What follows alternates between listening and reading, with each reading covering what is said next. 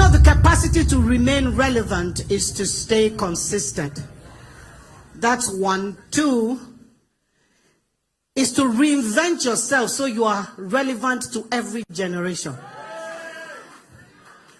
If RMD insisted, no, I'm still a bobo, make I still act like checkmate guy, he will not do that one that they did, the one with the AY, where he was father to those people will be father to people like say they senior you. But I thank you. So there are cravings, there are obsessions, and there are addictions. So if I came in your face and I began to sing a song like, for like God give me love, oh. I sabi the song, don't worry. For your sake, I go church. Oh. Now he's not going to church because he's looking for God. And if Olaka is not in church that day, he go find Jane. So is that a craving, an obsession, or an addiction? What's that? It's a craving. He's just craving for Olaka. If Olaka no day, he go shift. Praise God. Okay. But if I came to you and I began to sing a song like, all of me loves all of you, love your curves and all your edges, all your perfect imperfections. I give you all of me, you give your all to me. Here's the problem. You're my end and my beginning. Even when I'm losing wind, you give me all of you, yeah, and I give you all of me. What's that? It's an obsession. The guy is obsessed.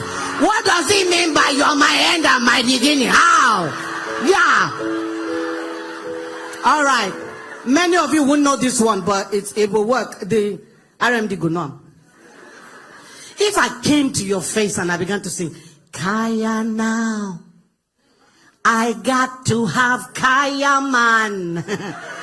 Need to have Kaya now, for the rain is falling. Oh, Kaya now, me got to have Kaya man. I got to have Kaya now, yeah, for the rain is far. What's that? It's addiction. What is Kaya? It's ganja. It's marijuana. I and I.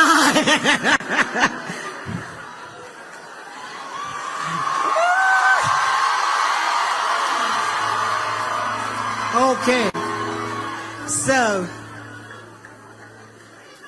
we are going to be talking about addictions today, tomorrow evening. But I just wanted to give you a quick overview. Because when you speak about addictions, people immediately think about the guy on the street whose hair is dada already and is going around walking on air. That's who you think the addict is. But I want to bring it home this morning. I want to revamp your brain so that you go think I'm again. What is an addiction? An addiction is you forming a habit and the habit turns around and forms you. Is the easiest definition I can give for an addiction. If you go to any village and you're asking for, since we're in Igbo land, you're asking for Namdi. They say, which Namdi? Namdi now. The son of, they say, who is Namdi? You say, that guy went to the drink. They say, you for just talk, village drunk. He has a name, Namdi. But he formed the habit of drinking and now the habit has formed him. It has given him a name, village drunk. He has no identity anymore. He's identified by the wahala in his life. So an addiction is you forming a habit and the habit turns around and forms you. The aspect I want to focus on this morning is, how do you know you are addicted? Now this is a self-measuring scale I want you to use. I don't want you to be a traffic warden. You know, traffic wardens stand at the same spot. And then when cars come in the morning, you pass and they are there waving. Go like this. Go like this. People pass and go. You come back in the evening, he's still standing there. Go like this. Go like this. Some of us come to gatherings like this and we're traffic wardens. When we hear something, say, I wish Jane there alive around to Nashi for hear this thing. You know, when Bankole was speaking earlier and he made a statement, somebody shouted, tell them. I wanted the person. Now them you come to hear for, now yourself you come to hear for. Say, tell them. Who be the them? You never go any naming ceremony, they carry picking up, say the name of this child is them. You don't even see that one. It doesn't happen. So measure yourself this morning. Amen. All right, so the first way to know that a behavior is probably an addiction in your life is if you have broken promises. You made promises to yourself, to your spouse, to your God, to your dog, that you won't do this again, and you did it again. It's probably an addiction. Second indicator is failed attempts to change. You've made attempts to change. You've made attempts to change. Sometimes you stick with it for 2 weeks and then boom, you're back there. Sometimes it's 1 month and then you're right back there. Sometimes it's 10 months and you're right back there. If you have failed attempts to change around any behavior, it's probably an addiction. Number 3, entitlement. Entitlement is one of the biggest expressions of addiction. When you feel entitled to any particular behavior, and you give yourself excuses so you can indulge, it's probably an addiction. Entitlement is that thing that makes a person drive badly, hit your car, and before you speak, they start shouting. You don't experience that? Now then go first begin curse you. And what are they saying? You don't have a right to be on the road. I'm the only one who has to be here, or I'm the one who's allowed to be here. Entitlement is what our children do. Most of you are singles, but we have children that you have told them like 55,000 times, when I'm on the phone, do not interrupt me. It is when you're on the phone, the child will come. Mommy, mommy, mommy. One of my children, they say I should stop calling the name of which child did what. That because sometimes their friends are in the crowd. Then after the program, they call and say, so you do your mama this kind of thing. So one of the children, she came to me one day, I was on the phone. I said, mommy, I said, I'm on the phone. Mommy, mommy, I said, I'm on the phone. She won't go away. So I said to the person, please excuse me. What is it? I'm feeling sleepy. Oh, I wanted to slap the little man. You don't know where the bed is. But that's entitlement right there. Whoever is at the other end of the line, I don't care. I'm more important, and right now you must pay me attention. That's entitlement. Entitlement is a man caught in adultery after 17 years of marriage. And what he had to say was, my wife, why are you making such a big deal? I've been faithful for 16 years. So he felt that 16 years was leverage for cheating once.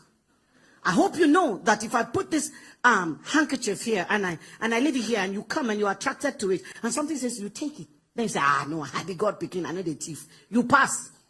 You come back a second time, the thing is still drawing your eye. You look at it. You pass, I be God picking. If you pass 19 times, you are good. If you come on the 20th time and you pick this hanky, what does that make you immediately? A thief. Who remembers the 19 times? Nobody. So every time you drop the button, every time you drop the ball, you start counting from 1 again. That's how we do in recovery in addiction. If you say, I've been sober 10 days, 13 days, 90 days, the moment you relapse, we start counting from day 1 again. We don't remember the other 39 days you stayed sober. Nobody counts those times for you. So you've got to stay on your game. Praise God. So how many have I given you? Number 1.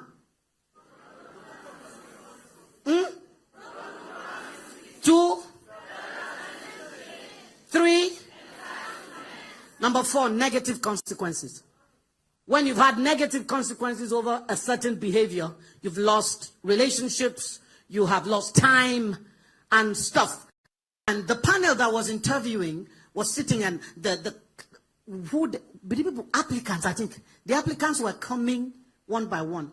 What they didn't know was that the owner of the Fortune 500 company was seated in a corner observing. The panel was judging parameters like IQ, like he was watching for carriage. He was watching for comportment. How do you comport yourself? And there was a guy he zeroed in on who incidentally turned out to be the best performer in the parameters they were checking. And so the last test was to go into a restaurant, their restaurant, and eat. Everybody had been told, bring your money. So the place is like Mama Cass. I don't know if you have Mama Cass here, but you go from one end of the counter, take whatever you want, and when you get to the end, you pay.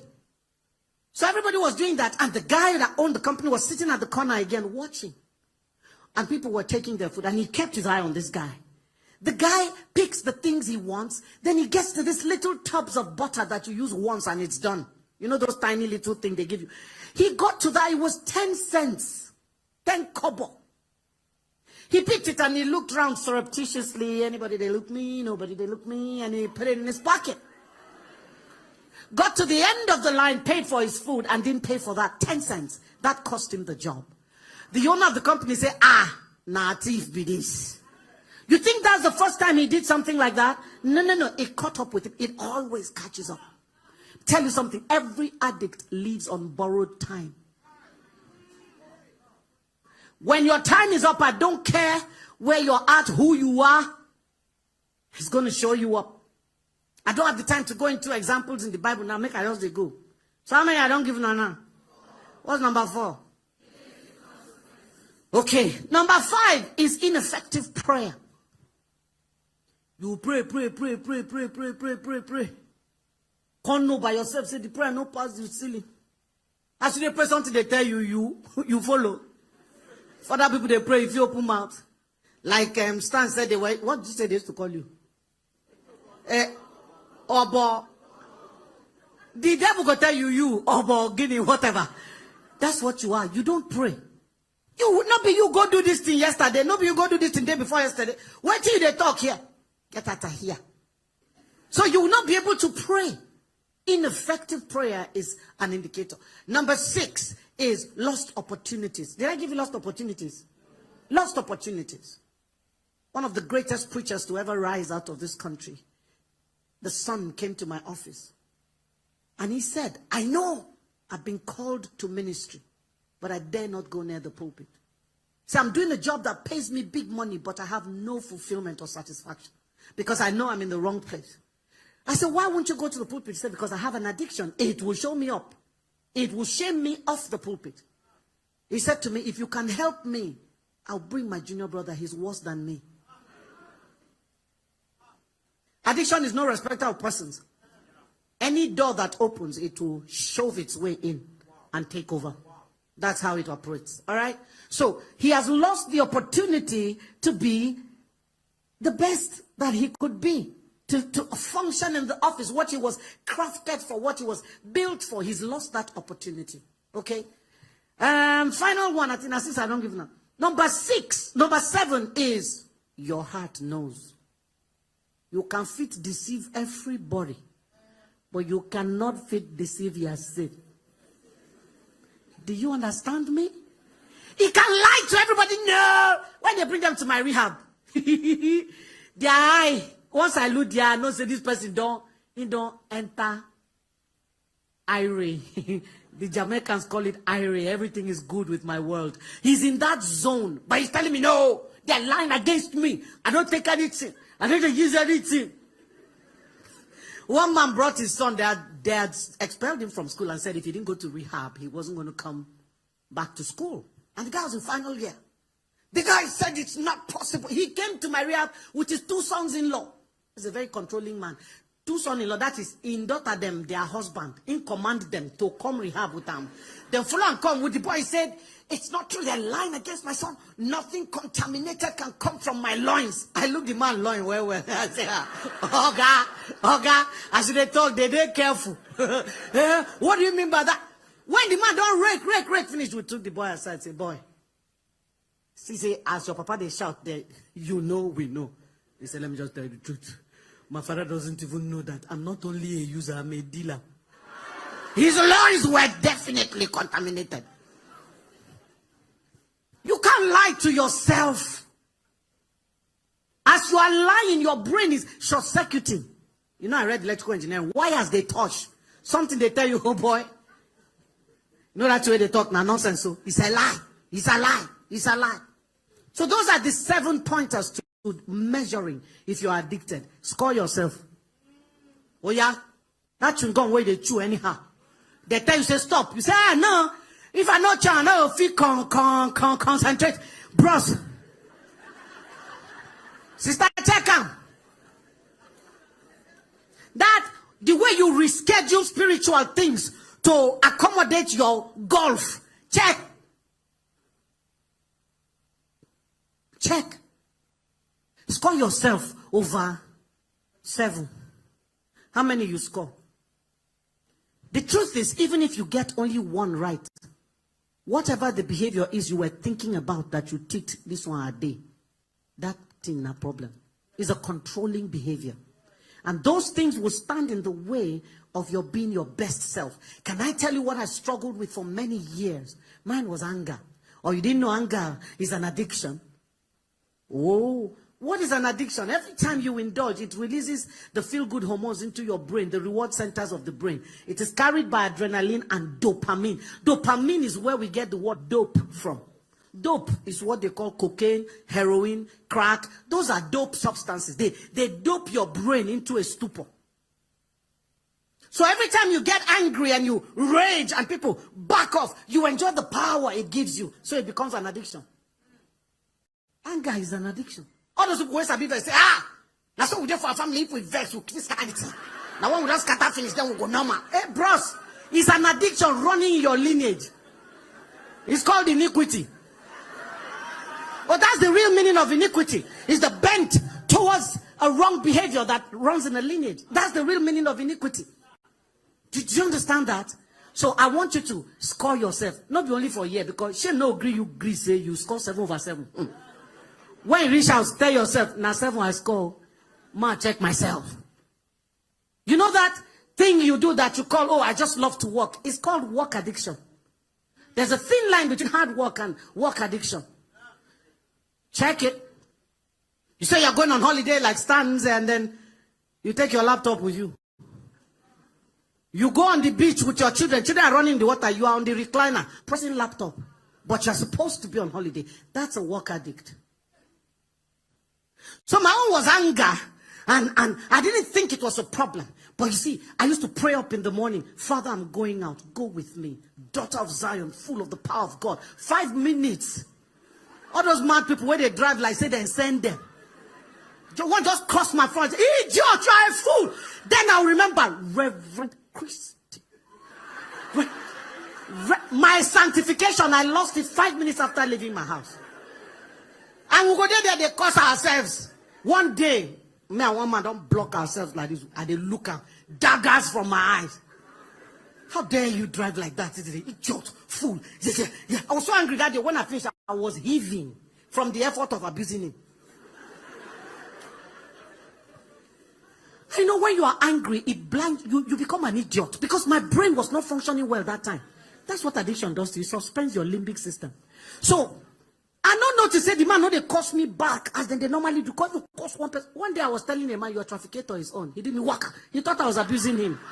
That's the immediate response. You know, so the man wasn't cursing me back. He was just looking at me. When I finished and I was heaving and I was looking at him, the guy did this. Good afternoon, Rev Christie. Yay! Oh, I died in the car, died from shame. He did not only know my name, he knew the title. Can you imagine that they invited me to his church? And they're introducing me this great woman of God coming to preach to us. She's such a firebrand. I forgot to greet Pastor Jerry as I start. PJ, no vex. Okay, so say, hey, this woman is coming to. What will he say in his mind? Oh, this is what they call people for traffic. Hey, this one a reverend, and maybe Pope.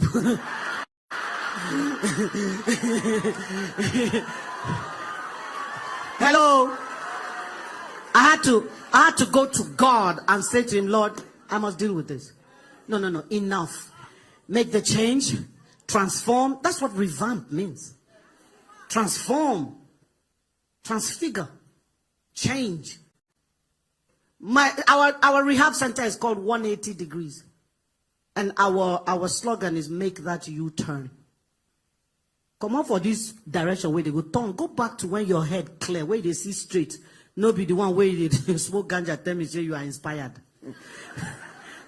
You'll be inspired very well, and very soon you experience what they call law of diminishing returns. Maybe we'll talk a little more about that tomorrow. But the second thing I want to quickly touch this morning, Mama said make I touch relationship. Know me when I'm poor, know me when I'm rich. He claimed relationship. Okay. All right. So relationships. I love talking about relationships because all of us are surrounded by relationships. Whether they are filial or business or acquaintances, whatever.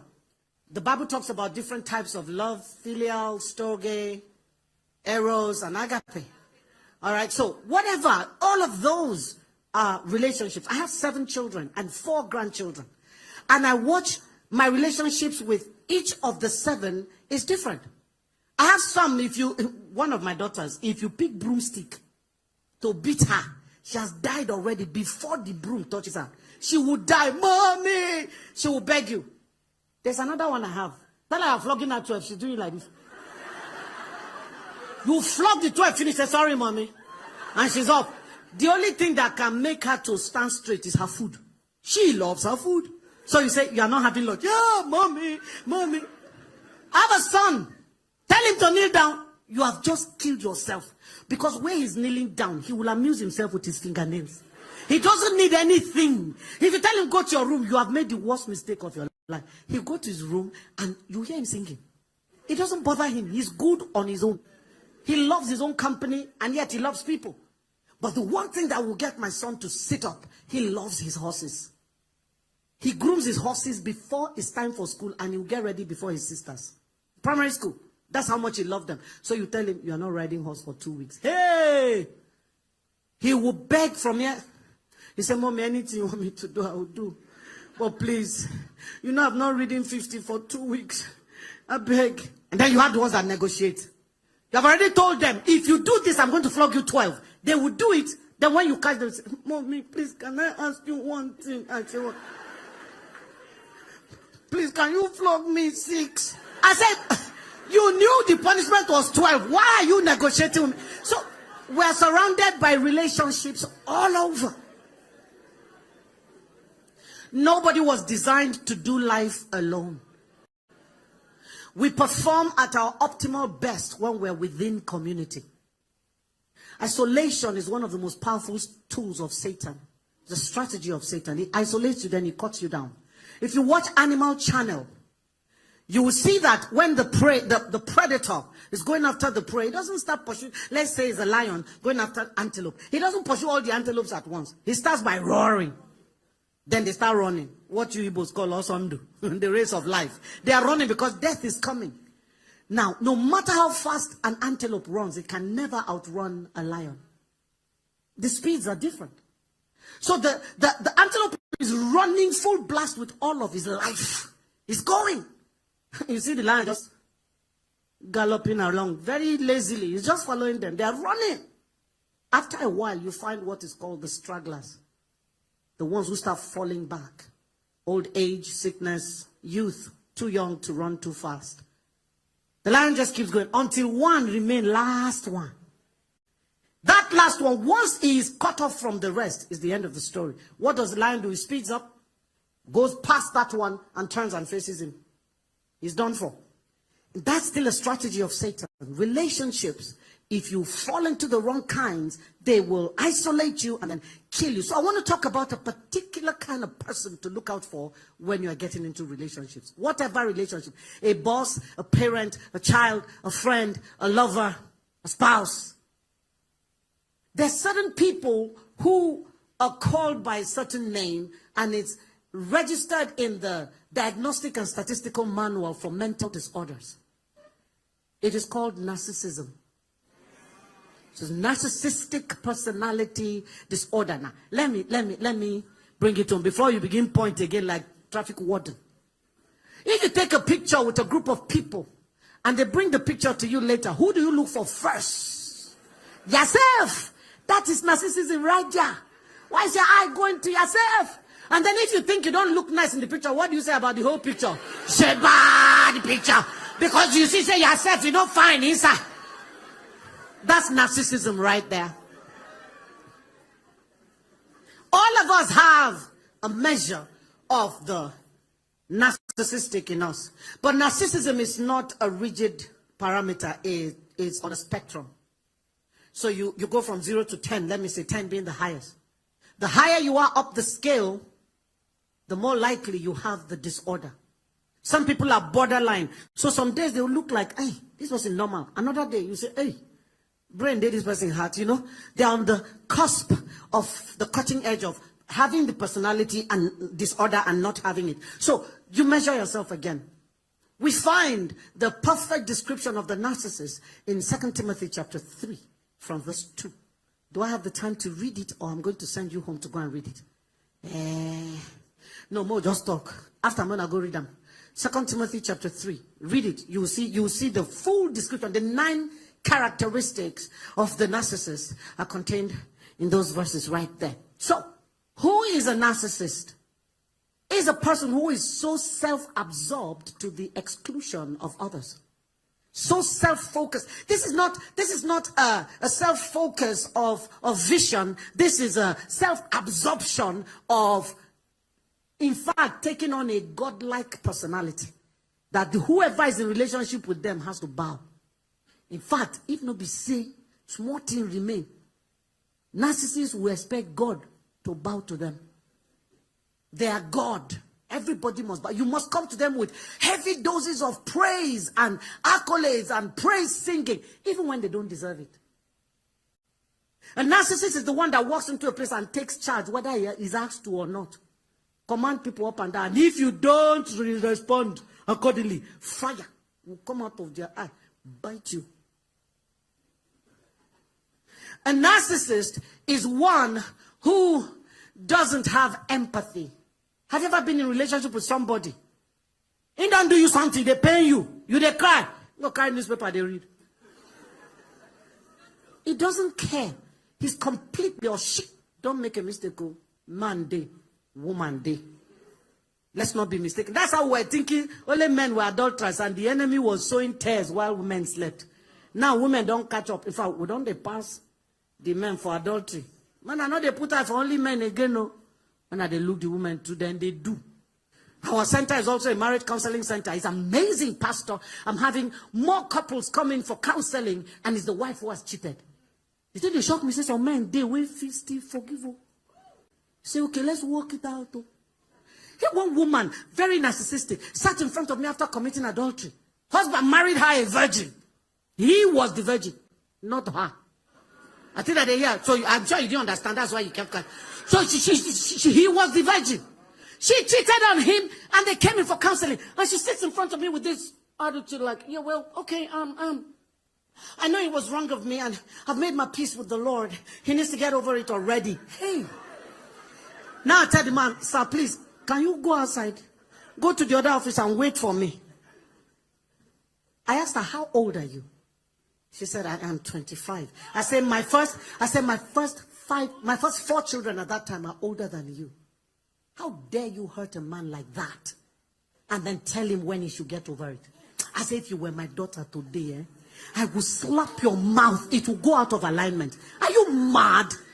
We're looking for men like your husband in church. Out of every 10 men, 9 are struggling. We have seen this one. You don't know what you have. You're sitting and telling me he should get over it already. You know what I told the man? Leave this woman. I'm not that kind of pastor that tells stay there and die. If the person had no Greek correct, waka. I'm not joking.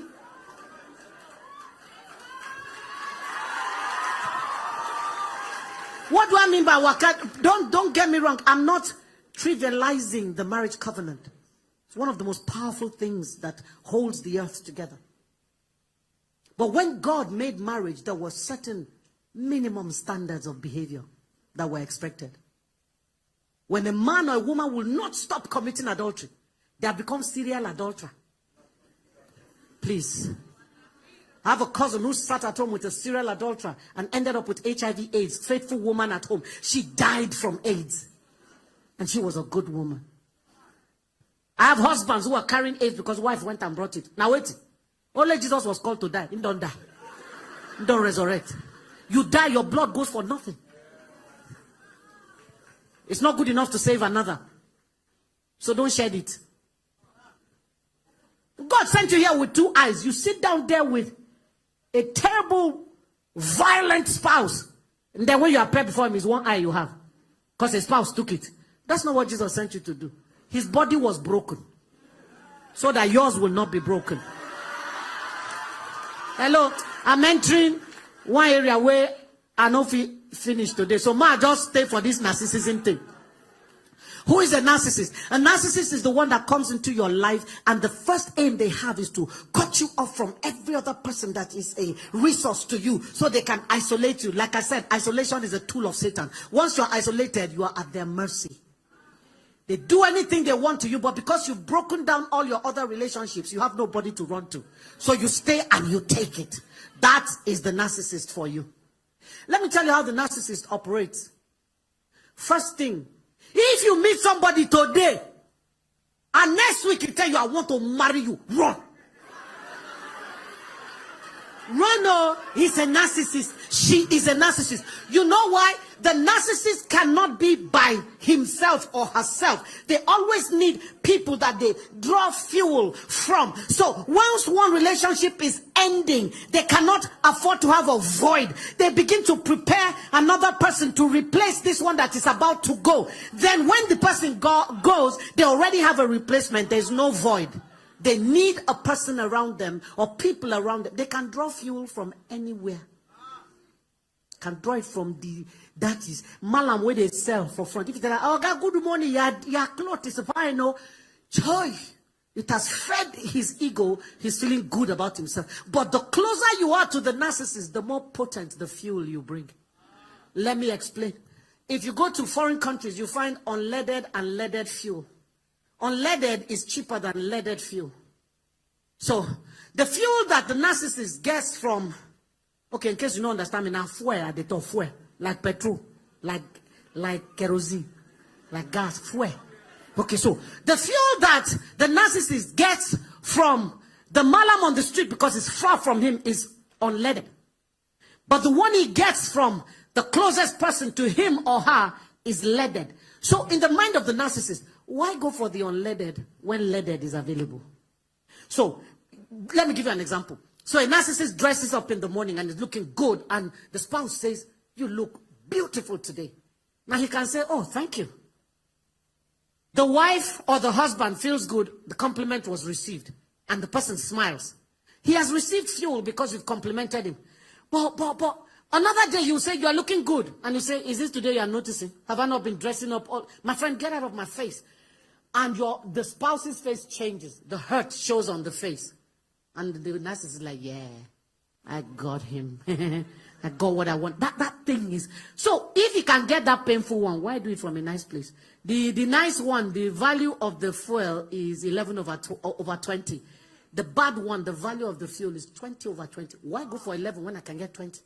So every time their aim is to hurt you, to wound you, to goad you, to prod you, to offend you, so that you show them a reaction. That reaction is what they're looking for. So the best way to kill a narcissist is to learn how to keep your face blank. I just gave you a strategy. Blank face. If you like, they shout. If you like, no shout. If you like, sing. If you like, no sing. My face just D. Can't tell what's happening inside. That's the fastest way to kill narcissistic onslaught against you. Okay, so the narcissist will first of all do what is called love bombardment. They'll come into your life. That car where they for what do you call a vision board? First thing they do, take the car. I love you so much. I can do anything for you. Now before they get into a relationship with you, they've done reconnaissance. They've reached out to all your friends. They know the kind of songs you like. They know the kind of books you like to read. They know your favorite movie. They go on your Facebook page and see what you consistently talk about. Until you say, now what do they think? Now we'll go be here. So ask, what do they think for your head? When you are thinking of a knight in shining armor. You come galloping on a horse to carry, because you don't read romance novel. The guy will come galloping on a horse. He sits in front of you and starts to sing the song you like. All of me. You say, oh, that's my favorite song. You say, oh, we're kindred spirits.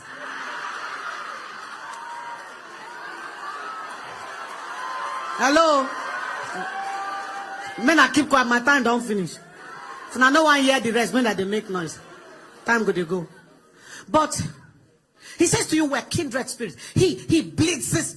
It's called a blitz. He blitzes you with love, attention, time, finances, acquaintances, connections, everything that you dreamed of, that person will become. Suddenly you turn around and you're like, my God, I didn't know it was possible to find someone who could be everything I ever dreamed of. So they get you where they want, and you start off a relationship. Once you commit and they have you where they want, they enter the next phase, and it's called devaluation. They begin to devalue you. The person that told you, I love slim people, will suddenly start looking at you like, why are you like this? People will think I'm not feeding you. My friend, can you go and put on some flesh? But you told me you like, and I never see girl wear black before. Suddenly, don't yellow. Because one guy said, I like fair people. She don't go bleach. Once you turn bleach yellow, the next you hear from him is, fair people irritate me. How do you go back to black? You gonna go and use shoe polish? You gonna use shoe polish? Hello? So, the narcissist begins to devalue you, and what they're doing is messing with your reality. It's called gaslighting. You begin to doubt yourself. You doubt your sanity. You doubt your capacities. You doubt your decisions. You doubt yourself. You lose so much self-esteem. You don't think you belong anywhere or anybody should see you. They devalue you. Then when you are thoroughly devalued, they discard. They can discard you within a relationship. It doesn't mean they walk away. In fact, you don't walk away from the narcissist. Those people that go after X and wound them, shoot them, maim them, they are probably narcissists. Narcissists with psychopathic tendencies. They are narcissists with sociopathic. Is a wide field, so make a no enter. But hear this. They discard you and you're on the floor crying, bleeding. Then you begin to listen to men like Bankole, listen to Stan. You're going to hear RMD, and you begin to build yourself back up. Once they see that you're becoming strong and you don't need them, they come back with what is called the hoovering. They start to hoover you back. I'm so sorry for what I did to you. I don't know what happened to me. It will never happen again. Please, I love you too much. If you leave me, I'll die. I'm going to commit suicide. Hey, make I tell you, narcissists don't commit suicide. They love themselves too much.